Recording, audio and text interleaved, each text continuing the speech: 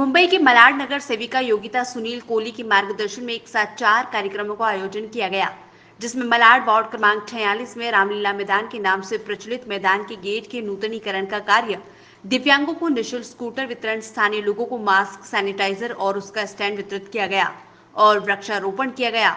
साथ ही 5वें कार्यक्रम की घोषणा की गई। जिस तरीके से मुंबई में ब्लड बैंक की कमी हो रही है, आगे भविष्य में ब्लड बैंक की कमी ना हो, इसलिए ब्लड डोनेशन कैंप आयोजित किए जाएंगे।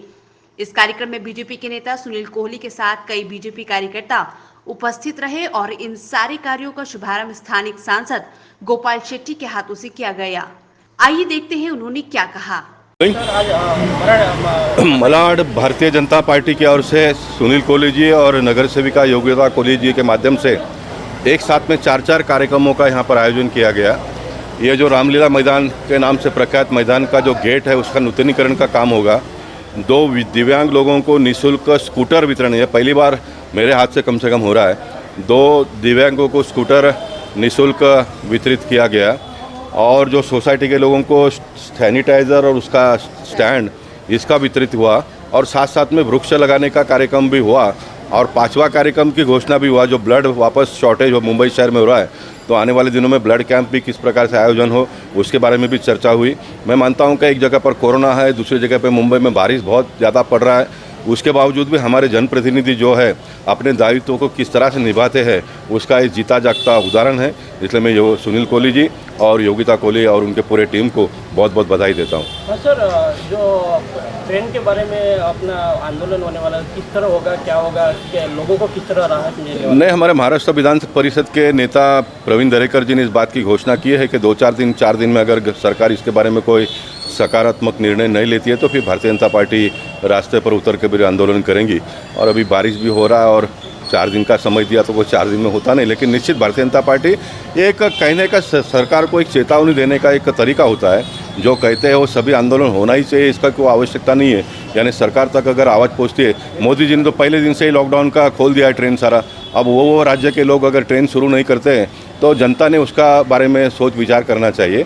मैं चाहता हूं कि महाराष्ट्र की सरकार जो है वो आने वाले दिनों में लॉकडाउन के बारे में सोचेगी और जनता को जो 2 डोज जिन्होंने लिया है उनको सभी जगह पर आने जाने की व्यवस्था, होटल हो या ऑफिस हो, इन सारी जगहों पर देना चाहिए। इससे क्या होगा कि वैक्सीनेशन का भी जो ग्रोथ है, गति है, वो बढ़ेगा और सब ठीक ठाक होगा, ऐसा मुझे लगता है। देखो, सरकार का दिमाग कभी घंटी उनकी बजती है, उसके हिसाब से वो निर्णय लेंगे। हम सुनील कोहली जी और योगिता कोहली जी जो भी कार्य करते हैं, तो उसमें हम जब भी वो बुलाते हैं तो हम ज़रूर आते हैं, क्योंकि हमें पता है कि चाहे कितनी भी बारिश हो या चाहे कोरोना हो, लेकिन फुल टाइम ये लोग कार्यरत है और सहयोग पूरा दे रहे हैं। तो हम ब्रह्मा कुमारी विद्यालय की तरफ से उनको बहुत बहुत सहयोग देते हैं और बहुत अभिनंदन करते हैं।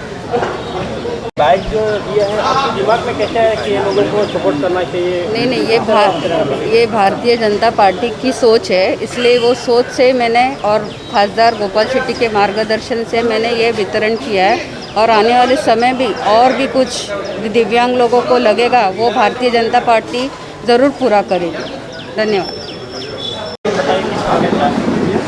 आज हमारे उत्तर मुंबई के आदरणीय खासदार गोपाल शेट्टी जी के शुभ हस्ते ये पूरा राजेश शाह जी ग्राउंड आप देख रहे हैं, यहाँ उसका प्रवेश द्वार, उसका गेट और वो शेड के काम की शुरुआत हमारी यहाँ की नगर सेविका योगिता कोहली, इनके फंड से ये काम की आज शुरुआत हुई है। साथ ही साथ कोरोना का काल चल रहा है, इसके लिए आसपास के जितनी भी सोसाइटी है उनको सैनिटाइज़र, मास्क और हर विंग में पैंडल जो सैनिटाइज़र पूछ करके अपने को देता है वो वितरित करने का कार्यक्रम यहाँ किया गया। साथ ही साथ यहाँ वृक्षारोपण का भी कार्यक्रम किया गया। और सबसे बड़ी बात कि नगर सेविका योगिता कोहली के फंड से यहाँ जो विकलांग है उनको 3 व्हीलर स्कूटर का वितरण भी किया और अच्छे क्वालिटी का वो वितरण किया। लगभग 40-48 हज़ार की वो बाइक है, वो उनको वितरित किया गया। ऐसे आज अनोखे कार्यक्रम की आज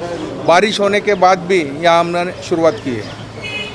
रोचक और महत्वपूर्ण खबरों को देखने और जानने के लिए आप हमारे चैनल को सब्सक्राइब, जरूर करें और बेल आइकन दबाना बिल्कुल भी ना भूलें, क्योंकि एक सब्सक्राइब और बेल आइकन आपको जोड़ेगा हमसे और हम पहुंचाएंगे आप तक रोचक और महत्वपूर्ण खबरें हिंदी 24 न्यूज चैनल के माध्यम से।